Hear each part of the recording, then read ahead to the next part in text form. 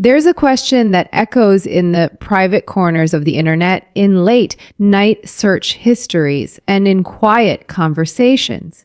It's a question surrounded by myths, anxiety, and a ton of misinformation. What really happens to your body, specifically your prostate, if you masturbate every single day? The whispers you've heard online might suggest it's dangerous, that it can cause damage, inflammation, or worse. The fear-mongering is real. But what does the actual science say? Well, I'm going to tell you the truth today, and I promise you the answer is genuinely shocking, and it is almost certainly not what you have been led to believe. Stick with me because you won't want to miss this. To truly understand the shocking reality, we first need to get acquainted with the key player here, the prostate gland itself. So, what is it? Put simply, the prostate is a small walnut-sized gland that's part of the male reproductive system. Its main job is to produce the fluid that nourishes and transports sperm, what we know as semen. It sits just below the bladder and in front of the rectum. For such a small gland, it plays a massive role in a man's health, especially as he gets older.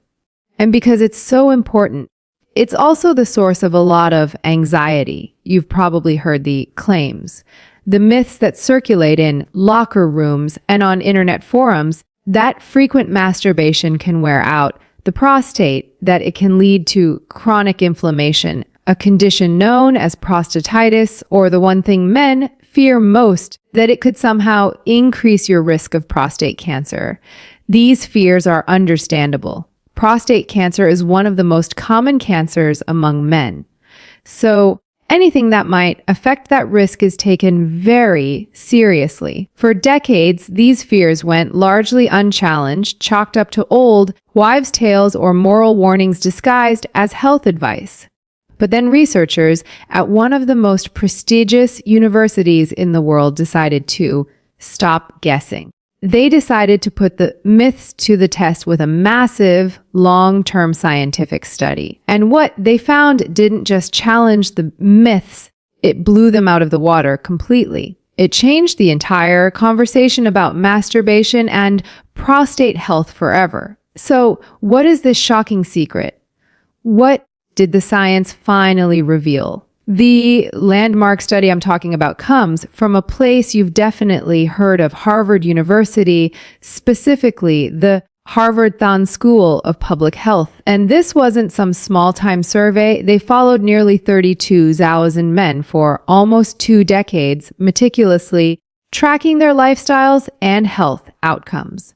One of the key data points they looked at was ejaculation frequency. When they analyzed the data, the results were stunning. They were the very definition of "you won't believe it, here it is." The study found that men who reported a higher frequency of ejaculation had a significantly lower risk of developing prostate cancer. Let me say that again because it bears repeating. More frequent ejaculation was linked to a lower risk of prostate cancer. The numbers were specific and significant. Men who ejaculated 21 or more times per month had up to a 33% lower risk of getting prostate cancer compared to men who ejaculated only 4 to 7 times per month. This finding is a complete opposite of the old fears. Far from being harmful, the evidence pointed to a powerful protective effect. This wasn't a fluke. The results have been supported by other research, including a major Australian study that found a similar protective link. So the big question is why? How could something so simple have such a profound impact on the health of the prostate gland? Scientists have a few leading theories, and they all make a lot of sense. The first and most popular one is often called the prostate stagnation hypothesis. Think of your prostate's ducts as tiny pipes. The theory suggests that regular ejaculation helps to flush out these pipes. This process clears away old cells, built-up secretions, and potentially harmful substances or carcinogens before they have a chance to linger, cause inflammation and potentially trigger the cellular changes that lead to cancer. It's essentially a natural cleansing mechanism. The second theory revolves around cellular health. Every time a cell divides, there's a tiny chance of a genetic error, a mutation that could lead to cancer. The hypothesis here is that frequent ejaculation promotes a healthier cycle of cellular turnover. It encourages the prostate to replace old, potentially damaged cells with new, healthy ones, more efficiently reducing the opportunity for cancerous cells to take hold and multiply. And a third idea connects to stress and inflammation. We know that chronic inflammation is a major risk factor for many types of cancer. The act of ejaculation is linked to a reduction in tension and psychological stress. By lowering stress levels, you might also be lowering the body's overall inflammatory response, which would naturally contribute to a healthier internal environment for the prostate. So when you put it all together, the science paints a clear picture. Regular ejaculation, whether from sex with a partner or from masturbation, appears to play a significant role in maintaining a healthy prostate by cleaning out the system, promoting healthy cell turnover, and potentially reducing inflammation. It's a powerful combination. So that science is incredible for understanding long-term health and cancer risk. But I know for many of you, watching the concern isn't just about the future. It's about the frustrating symptoms you're dealing with right now.